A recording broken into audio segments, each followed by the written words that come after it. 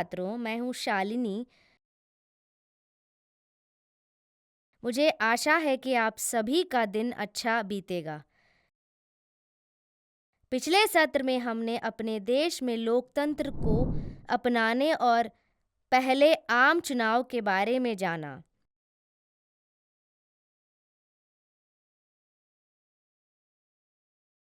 इस सत्र में हम राज्यों को पुनर्गठन और भारत की विदेश नीति के बारे में सीखेंगे। कक्षा 10वीं के सामाजिक अध्ययन के विषय स्वतंत्र भारत प्रथम 30 वर्ष 1947 से लेकर 1977 तक।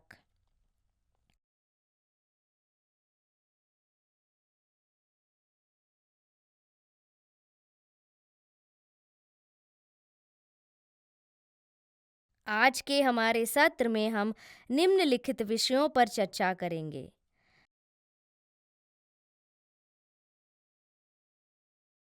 राज्यों के पुनर्गठन की मांग,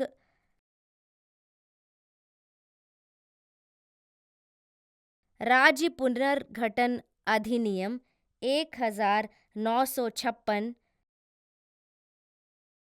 सामाजिक और आर्थिक परिवर्तन, विदेश नीति और युद्ध,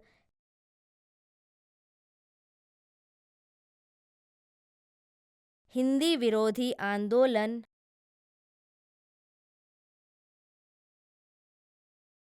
हरित क्रांति।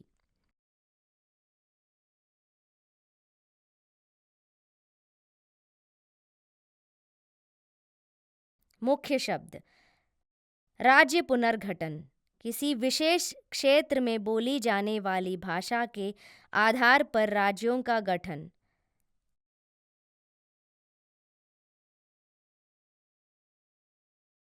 असहमति, असहमति या मतभेद। पंचवर्षीय योजना 5 वर्षों की सीमित अवधि में आर्थिक विकास की योजना बनाने की विधि।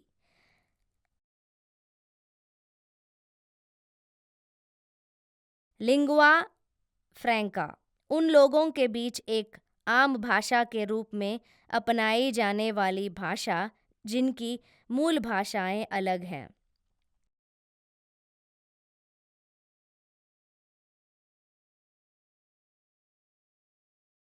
अवधारणा मानचित्र। राज्य पुनर्गठन की मांग।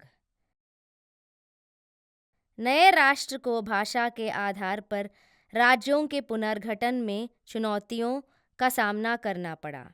ब्रिटिश काल के दौरान देश को अध्यक्ष पद और बड़े राज्यों में विभाजित किया गया था, जिसमें कई लोग अलग अलग भाषाएं बोलते थे।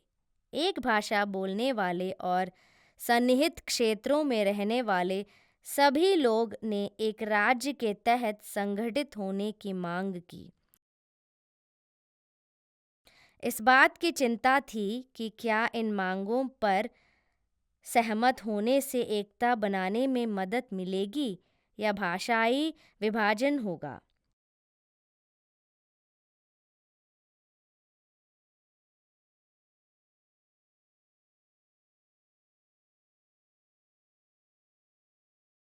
धर्म के आधार पर भारत के विभाजन ने भारत की सुरक्षा और स्थिरता के बारे में चिंताओं को जन्म दिया। भाषा पुनर्गठन के देशों के टूटने के डर से कांग्रेस ने हालांकि भाषाई आधार पर देश के पुनर्गठन का वादा किया था, लेकिन आज़ादी के बाद ठंडे पैर विकसित किए। तेलुगु भाषी आंदोलन ने कांग्रेस से भाषाई राज्यों के पक्ष में प्रस्तावों को लागू करने का आह्वान किया और आंध्र महासभा ने उनकी एकता के लिए लड़ना जारी रखा। जैसा कि कांग्रेस ने विरोध किया, पार्टी ने पहले चुनावों में तेलुगु भाषी क्षेत्रों में खराब प्रदर्शन किया।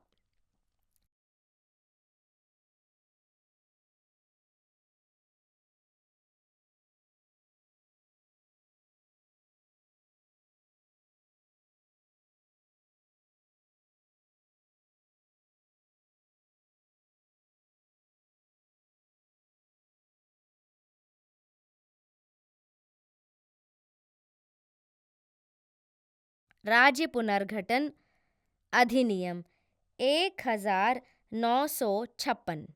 जवाहरलाल नेहरू ने भाषाई राज्यों का विरोध नहीं किया, लेकिन उनका मानना था कि यह उनके लिए सही समय नहीं है। हालांकि 1952 में पोट्टी श्रीरामुलु की भूख हड़ताल के कारण आंध्र राज्य और तमिलनाडु का निर्माण हुआ।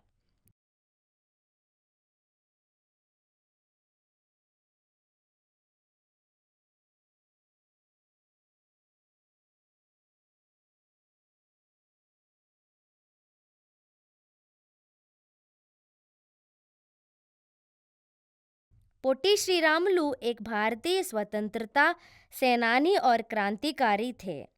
इस मुद्दे को हल करने के लिए 1953 में राज्य पुनर्गठ आयोना नियुक्त किया गया था, जिसमें 14 राज्य और 6 केंद्र शासित प्रदेशों का निर्माण हुआ। जनजातीय भाषाओं को बाहर रखा गया और भाषाई पुनर्गठन ने भारत को मजबूत बनाने में मदद की।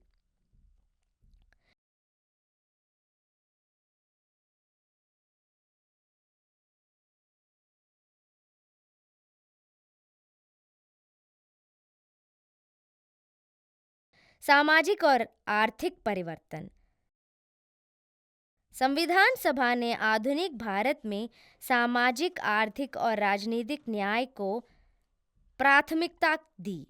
संविधान के उद्घाटन के बाद योजना आयोग की स्थापना हुई। नेहरू का उद्देश्य विभाजन को भंग करना और भारत को एक मजबूत राष्ट्र के रूप में उभरने में मदद करना था।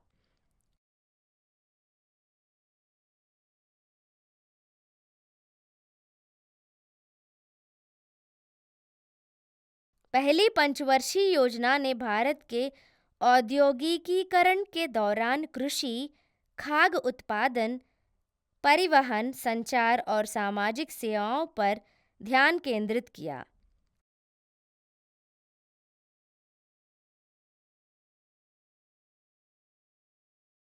हालांकि उद्योग और कृषि के बीच कृषि और संसाधन आवंटन की भूमिका पर राजनीतिक राय विभाजित थी।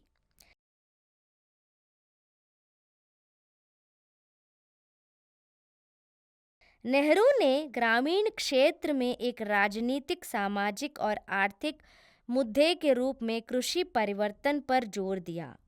उन्होंने भूमि सुधारों, कृषि सहकारी समितियों और स्थानीय स्वशासन से जुड़ी राजनीति और रणनीति अपनाई।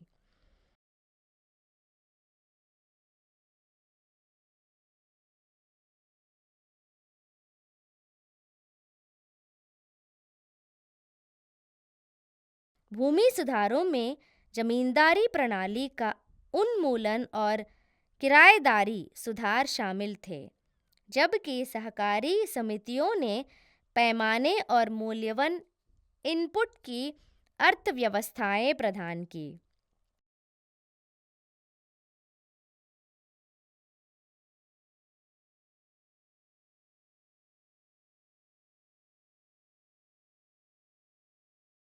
भारत में भूमि सुधार पूरे भारत में लागू किए गए, जबकि जमींदारी प्रथा को समाप्त कर दिया गया।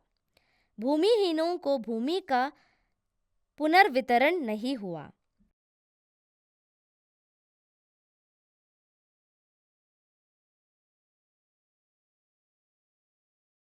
पहली पंचवर्षीय योजना बांधों के माध्यम से कृषि में सुधार पर केंद्रित थी, लेकिन यह आबादी की जरूरतों को पूरा करने के लिए अपर्याप्त थी। दूसरी पंचवर्षीय योजना ने उद्योगों को विकसित करने पर ध्यान केंद्रित किया, जिससे अधिक लोगों को कारखानों और सेवाओं में काम करने के लिए शहरों में स्थानांतरित करने की अनुमति मिली।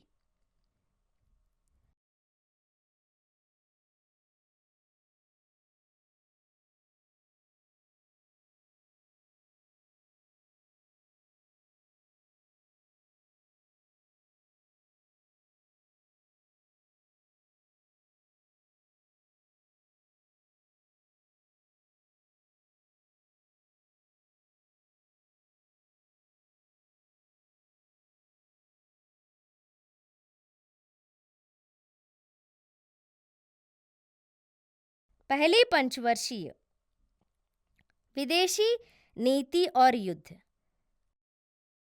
भारत की स्वतंत्रता के समय शीत युद्ध अभी शुरू ही हुई थी और दुनिया अमेरिका या सोवियत संघ शिविर देशों में विभाजित हो गई थी।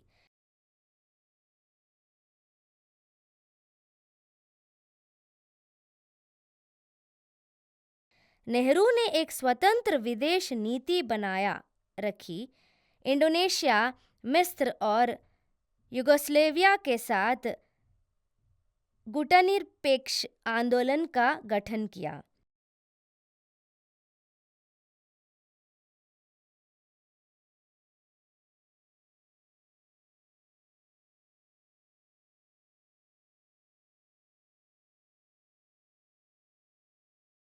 उन्होंने एक दूसरे के आंतरिक मामलों में हस्तक्षेप न करने की पंचशील नीति तैयार की।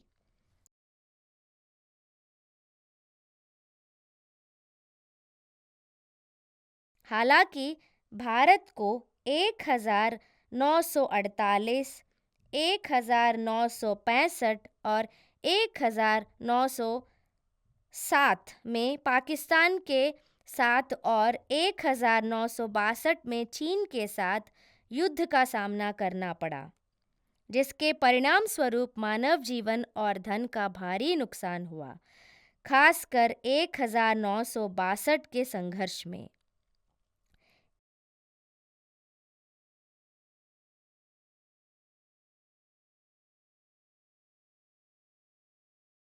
1964 में नेहरू के निधन के बाद आलोचकों को संदेह था कि क्या देश में लोकतंत्र जीवित रह सकता है।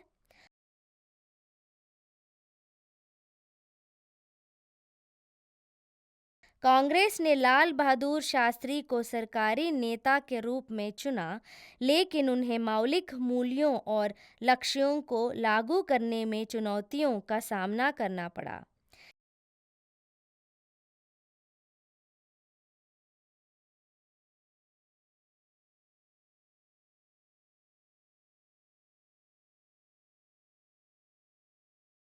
इनमें दक्षिण के द्रमुक के नेतृत्व में हिंदी विरोधी आंदोलन, भोजन की कमी का मुद्दा और 1965 में पाकिस्तान के साथ युद्ध शामिल थे।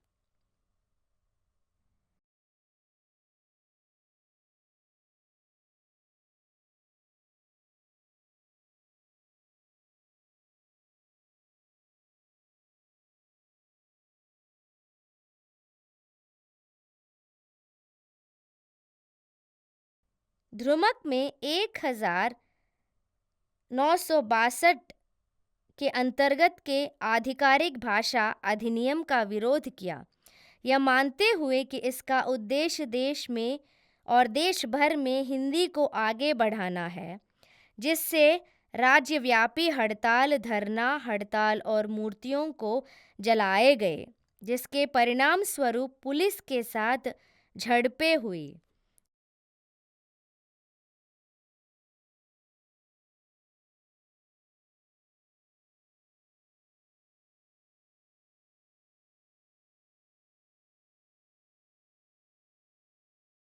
केंद्र सरकार को इन विरोधों को स्वीकार करना पड़ा। हालांकि कांग्रेस खुद हिंदी समर्थक और हिंदी विरोधी खेमों के बीच विभाजित थी। देश की एकता एक बार फिर दांव पर लगी।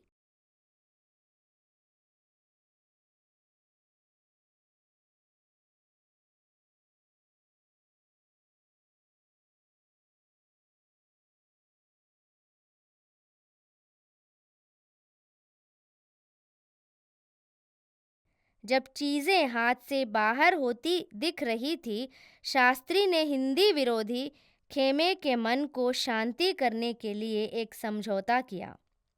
इनमें यह शामिल था कि प्रत्येक राज्य को अपनी भाषा रखने का अधिकार है, चाहे वह क्षेत्रीय हो या अंग्रेजी। सरकारी संचार अंग्रेजी अनुवाद के साथ क्षेत्रीय भाषा में होगा और अंग्रेजी केंद्र और राज्यों के बीच सामान्य भाषा के रूप में जारी रहेगी।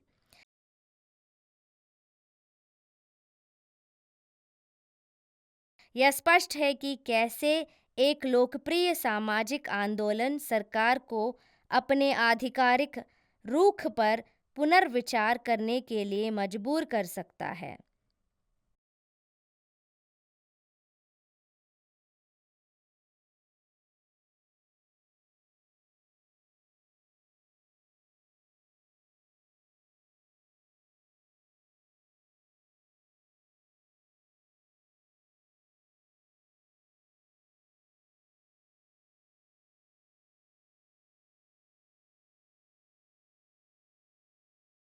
प्रधानमंत्री नेहरू और शास्त्री ने व्यक्तिगत दृष्टिकोण पर राष्ट्रीय एकता को प्राथमिकता दी। व्यक्तिगत रूप से आंदोलनकारियों के रुख का समर्थन न करने के बावजूद नियंत्रण सुनिश्चित किया।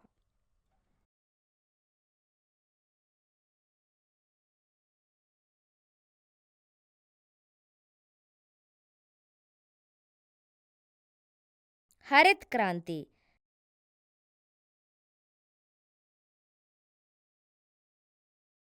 भारत में विकास की रणनीति पर बहस न केवल आर्थिक थी बल्कि राजनीतिक भी थी।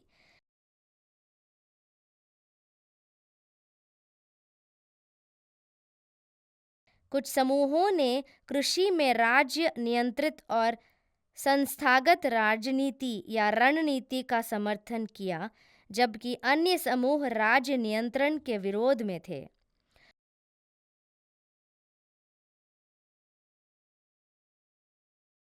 उन्होंने योजनाओं की आलोचना की और उनके कार्यान्वयन को कम करने का लक्ष्य रखा। 1964 और 1967 के बीच राज्य सरकार के सहयोग को सुरक्षित करने और खाद्य उत्पादन बढ़ाने के लिए एक नई रणनीति अपनाई गई जो आर्थिक नीति में बदलाव को दर्शाती है। इस वीडियो में हमने निम्नलिखित विषयों पर चर्चा की है: राज्यों के पुनर्गठन की मांग, राज्य पुनर्गठन अधिनियम, सामाजिक और आर्थिक परिवर्तन, विदेशी नीति और युद्ध, हिंदी विरोधी आंदोलन,